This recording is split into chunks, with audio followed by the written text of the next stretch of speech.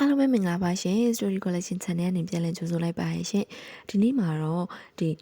တရားပတ်ဝန်းကျင်မှာတွေ့နေရပေါ့နော်လူတွေကဒီမျောလင်းချက်တွေအရင်ထားကြတယ်မျောလင့်ထားသလိုမဖြစ်လာတဲ့အခါကြလို့ရှင်ပြိုလဲတဲ့ကြတယ်ပေါ့နော်အဲ့ဒီမျောမှန်းထားသလိုဖြစ်မလာတဲ့အခါစိတ်ထဲမကြစေချင်တဲ့အကြောင်းအရာလေးပေါ့နော်အဲ့လေးနဲ့ပတ်သက်ပြီးတော့ပြပြသွားမှာဖြစ်ပါတယ်တခါတလေတရားတို့ဘဝမှာလေအရင်မျောလင့်ထားတဲ့အရာတစ်ခုရှိခဲ့ဘူးတဲ့ဒီတခါတော့အဆင်ပြေမှာပါဒီတခါတော့ငါကြိုးစားသလောက်တော့အဖြေပြန်ရမှာပါဆိုတဲ့စိတ်ထဲမှာအချိန်ချင်းပုံဖော်ခဲ့ပူကြတယ်။တကယ်လက်တွေ့မှာကျတော့အရာအလုံးကစိတ်ကူးထားသလိုမဖြစ်လာခဲ့ပါဘူး။အဲ့ဒီအချိန်မှာကိုပြန်ပြီးတော့မေးမိတာကငါကြိုးစားတာမလုံလောက်လို့လားငါကမတော်လို့လားငါအတွက်အောင်မြင်မှုဆိုတာမရှိရလားပေါ့နော်အဲ့လိုမျိုးတွေးမိရဲ့အခုဒီဗီဒီယိုနားဆင်နေတဲ့လူတွေထဲမှာလည်းအဲ့လိုမျိုးကြုံမှုကြမယ်ထင်ပါတယ်တကယ်တော့ဘဝမှာလေနာကျင်စေတဲ့အရာကတခုခုကိုလေမဖြစ်တာထက်ကိုမျောလင့်ထားသလိုမဖြစ်တာကပိုပြီးတော့နာကျင်ရပါတယ်ဒါပေမဲ့အချိန်တွေကြာလာတဲ့အမျှကျမတို့ပေါ့နော်ဒီသင်ခန်းစာတစ်ခုတော့ရခဲ့ပါတယ်ဘဝကကိုရေးထားတဲ့အစီအစဉ်အတိုင်းမသွားဖြစ်ပေမဲ့ကိုသင်ခန်းစာပေးမဲ့လမ်းကိုတော့အမြဲတမ်းရွေးပေးတတ်ပါတယ်တခါတလေမရခဲ့တဲ့အခွင့်အရေးတစ်ခုကကိုပိုကောင်းတဲ့အခွင့်အရေးစီခေါ်ဆောင်သွားတာမျိုးလည်းဖြစ်တတ်တယ်မအောင်မြင်ခဲ့တဲ့အလုပ်တစ်ခုကကိုပိုပြီးတော့တင့်တော်တဲ့အလုပ်တစ်ခုနဲ့တွေ့ဆုံစေတတ်တယ်မဖြစ်ခဲ့တဲ့ relationship တစ်ခုကကိုတံမိုးကိုနားလည်စေတတ်တယ်။ချားဆုံးမှုဆိုတာကဘဝ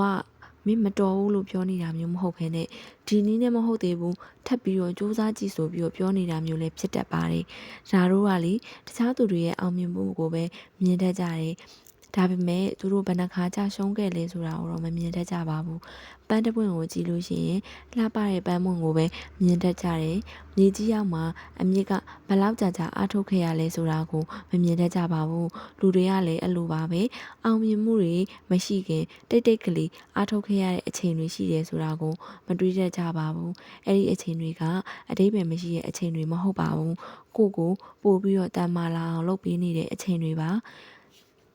ကိုအခုတဖြည်းဖြည်းနှေးနေရနဲ့ကို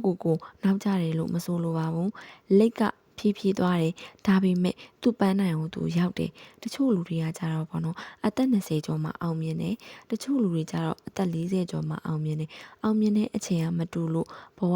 ရှုံးသွားတာမျိုးမဟုတ်ဘူးနော်ကိုဘဝရဲ့အချိန်ကကိုအတွက်တင့်တော်တဲ့အချိန်ပဲဖြစ်ပါတယ်ဒီနေ့ကိုစူးစမ်းတာကိုဘယ်သူမှမမြင်ဘူးဆိုလို့ရှိရင်တော့ကိုယ်တိုင်ကစိတ်မပြတ်ပါနဲ့ဘာလို့လဲဆိုတော့အပင်တပင်ရပေါ့နော်အမြင့်ကြီးမကြီးခင်ဟိုးအောက်ဆုံးကအမြင့်ကအရင်ကြီးထွားရတယ်အခုကိုလုံနေတဲ့အားထုတ်မှုတွေကကိုယ့်ရဲ့ပေါ့နော်ဘယ်လိုပြောမလဲအမြင့်တွေပေါ့တစ်ပင်နဲ့နှိုင်းမြဲဆိုလို့ရှိရင်အမြင့်တွေအဲ့ဒီအမြင့်တွေကတနေ့ကြလို့ရှိရင်ကိုယ်အမြင့်ဆုံးအထိခေါ်ဆောင်သွားလိမ့်မယ်အဲ့ဒါကြောင့်ပေါ့နော်ဒီနေ့အစင်မပြေလို့ဆိုပြီးတော့ကိုအဆုံးသမားလို့သတ်မှတ်စရာမလိုပါဘူးဒီနေ့မရသေးရနဲ့ဘယ်တော့မှငါဒါကိုမရနိုင်တော့ဘူးလားဆိုပြီးတော့တွေးလို့မရပါဘူးဘဝဆိုတာကအဆုံးသက်မရဝင်ချင်းအခွင့်အရေးတွေရှိနေသေးတယ်နောက်ဆုံးမှာပေါ့နော်တခုပြောချင်တယ်ပေါ့နော်တနေ့ကိုအောင်မြင်သွားတဲ့အချိန်မှာပေါ့နော်ဒီဒါအမေပြောနေကြစကားရှိပါတယ်လူတွေကပေါ့နော်ဒီကိုအောင်မြင်သွားတဲ့အချိန်ကျမှလားအော်ငါအရင်တော့ဒီလိုမျိုးကြော်ဖြတ်နိုင်ခဲ့လို့ဖြတ်တန်းနိုင်ခဲ့လို့ပေါ့တော်သေးရပေါ့အဲ့ဒီနေရာလက်မလျှော့ခဲ့လို့ငါဒီလိုအပြုံးနေနဲ့ပြောနိုင်တာအောင်မြင်မှုတွေရနိုင်တာဆိုပြီးတွေးရကြရဲ့နော်အဲ့ဒါပေါ့နော်ဗီဒီယိုတွေမှာဆိုလို့ရှိရင်တဒါအမြဲတမ်းပြောခဲ့ပါတယ်အဲ့ဒါကြောင့်မို့ဒီနေ့နည်းနည်းပင်ပန်းနေဆိုလို့ရှိရင်အနားယူလိုက်ပါငိုချင်နေဆိုလို့ရှိရင်ငိုချလိုက်ပါဒါပေမဲ့ကိုအိမ်မက်တွေကိုဖြစ်ချင်တဲ့အရာတွေကိုတော့လုံးဝလက်လျှော့ပစ်လိုက်လို့မရပါဘူးเนาะတချို့အိမ်မက်တွေပေါ့နော်တချို့ဖြစ်ချင်တဲ့အရာတွေကနည်းနည်းလေးအချိန်ပိုယူတတ်တယ်ဒါပေမဲ့အချိန်ကြီးကြာလို့ပေါ့နော်ဒီအိမ်မက်တွေကဒီဖြစ်ချင်တဲ့အရာတွေကတန်မိုးမရှိတာလားဆိုတော့မဟုတ်ပါဘူးเนาะကိုနဲ့ထိုက်တန်တဲ့တစ်ချိန်ပေါ့နော်ရောက်လာတဲ့နေ့မှာကိုရဲ့စိတ်စောင့်ဆိုင်မှုတွေအားလုံးပေါ့နော်အဲ့ဒါတွေကအသေးပဲရှိခဲ့တယ်ဆိုတာကိုတေချာပေါက်နားလည်လာလိမ့်မယ်ပြီးတော့အဲ့တင့်တော်တဲ့အချိန်ကိုရောက်တဲ့အချိန်မှာလဲကိုရဲ့အောင်မြင်မှုတွေကတန်မိုးရှိလာလိမ့်